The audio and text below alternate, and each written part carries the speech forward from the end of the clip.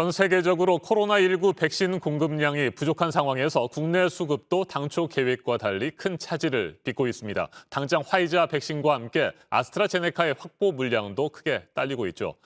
현재 아스트라제네카의 남은 물량으로는 20만 회 추가 접종도 불가능하다는 지적이 제기되자 정부는 알려진 것보다 많은 34만 5천 회 분이 남아있다고 해명했습니다. 하지만 이 또한 나흘 정도 접종하면 모두 동의날 지경이어서 백신 부족에 대한 불안감은 여전합니다. 방역당국은 오늘 오후 변경된 2분기 접종 계획을 발표할 예정입니다. 최규진 기자입니다.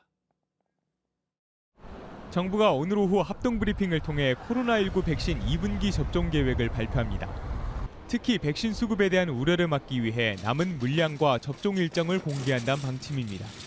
화이자 백신에 이어 아스트라제네카 백신도 모자라다는 우려가 나오자 대응에 나선 겁니다.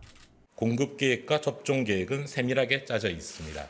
특정 시점에서의 접종 대상과 규모 변화에 대해 불안해하실 필요는 없으며 현재까지 국내에 들여온 아스트라제네카 백신은 모두 200만 6천 회분.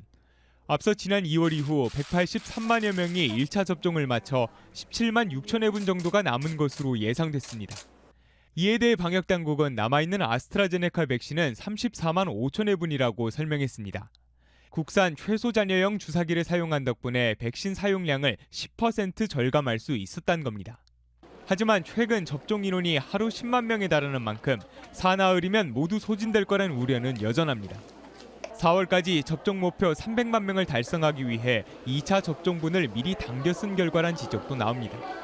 그동안 정부는 백신 잔여 물량은 공개하지 않으면서도 접종 계획 자체에는 문제가 없다는 입장이었습니다. 마치고 6월 말까지 1,200만 명 접종 목표도 차질 없이 이루어 나갈 것입니다.